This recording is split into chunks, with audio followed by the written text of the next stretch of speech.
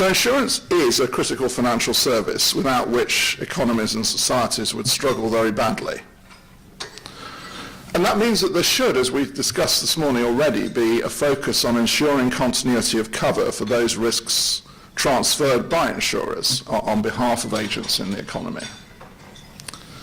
And this concern over ensuring continuity can arise with individual contracts, especially where those contracts are very long-lived, and from the need to have a market that can provide assurance on the continuous provision of insurance cover, i.e. new contracts. But let me say one thing, picking up from the discussion we had in the panel this morning that is very important. One of the things that I emphasize is at the heart of the PRA's objectives is that we are not a no-failure regulator. We don't try to regulate for no failure because two things would happen. A, you'd fail.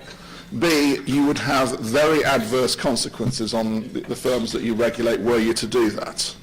So this emphasis on continuity of cover is not another way of saying no failure. But this emphasis on continuity does help, I think, to explain the two objectives that the PRA has in terms of our regulation of firms, safety and soundness expressed in terms of the risks to the financial system. And then for insurance firms, but not for banks obviously, the protection of policyholders. So interestingly, we have two objectives in statute for insurers and one for banks in the UK. Now, again, risk of stating the obvious, the financial crisis did not prompt nor did it result from failures in the mainstream insurance industry. I draw a distinction there with one section of the industry, obviously AIG being in its form then, by the way, not in its form now, in its form then, in its non-traditional insurance activities, and other financial guarantee insurers being obviously the other end of the industry, as it were, in terms of this. But the mainstream of the industry was not caught up in the storm of the financial crisis. But it is, of course, a matter of historical record, as we were discussing this morning, that insurers can fail. And that record, therefore, gives us lessons in terms of the regulation we do. But it also, I think, helps to shape what we mean by this question of we are not regulating to avoid failure. So now we come on to the last area that I wanted to talk about, and it comes back to this point about no failure. Because the last area of our general involvement that needs to be defined carefully is resolution. Before I became head of the PRA, I was also responsible in the Bank of England for running the special resolution or the resolution regime for failed banks and banks in trouble during the crisis. So I did something wrong in the past, obviously, to get that dubious honour. But one of the things that you realise when you're involved in that type of work is that special resolution regimes, which exist increasingly for banks and should do, are a very powerful tool in that they enable the resolution authority to change property rights outside the framework of normal insolvency law. Now, therefore, that power should only be used when absolutely necessary. Government lawyers in the UK used to talk to me about Henry VIII powers. I thought this was something to do with chopping people's heads off, which is actually, Bank of England's asked for many powers over the years, but that's not one of them, I can assure you. It turns out actually to be to do with the dissolution of the monasteries, because Henry VIII was a bit free with property rights in that sense.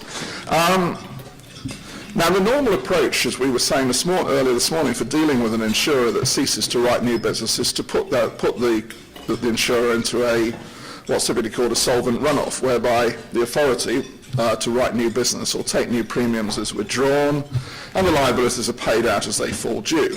And that can obviously be over a very lengthy period. In some cases, insolvency can be an appropriate means of winding down and liquidating some insurers, and as we have, there's an insurance guarantee scheme to go alongside that to compensate covered policyholders. And in the UK, that set of arrangements has been used successfully to deal with small and medium-sized insurers, and also to deal with larger insurers, of which Equitable Life is one. And as I mentioned this morning, it's an interesting fact that 1/3 of the insurers that are authorised by the PRA are in some form of runoff. It's 1/3 by number, not 1/3 by volume of activity, but it is a large number. It's actually 1/3 of about 450, actually. Now, the prospective insolvency of a larger insurer could, though, in some circumstances, carry the potential to create risks to financial stability. And that makes it an unsuitable means of dealing with failure if the runoff was regarded as unstable. And that's what lies behind the Financial Stability Board's designation of globally significant insurers, and in the revisions that the Financial Stability Board has made to its key attributes of effective resolution in respect of insurance. Now, the thing I would stress here, just going back to my key point about insurance and the nature of the risks, is that if runoff, as has been proved to be the case, is an appropriate regime to use, and it seems to me it usually is, then we should not use special resolution tools which involve interfering with property rights when they're not needed. That's to me crossing the wrong side of the line, because this power to change property rights is something that we should use extremely cautiously.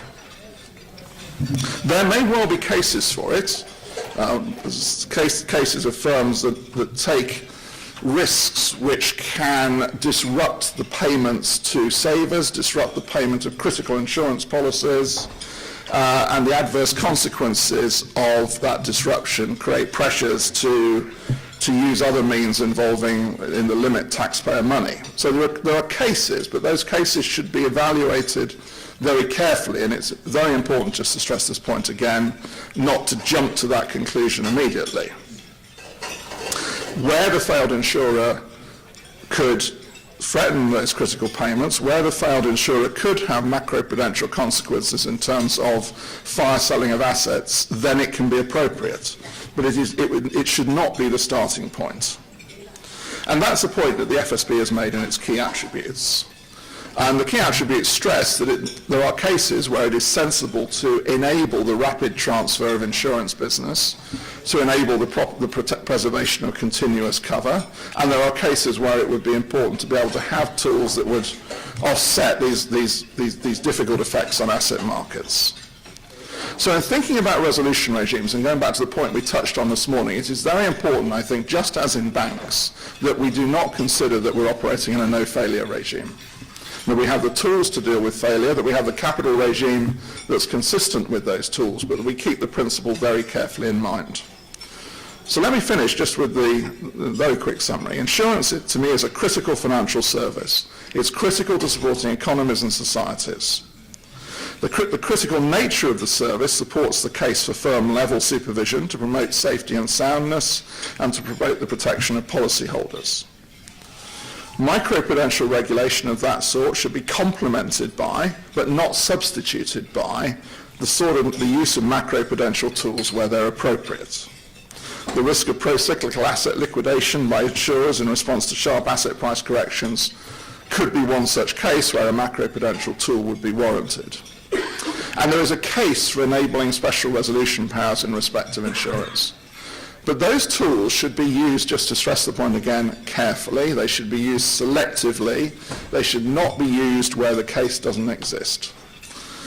And all of those interventions must be justified by the risks run by insurers, not by a rather broader argument which doesn't differentiate between insurers and other forms of financial intermediaries. Thank you.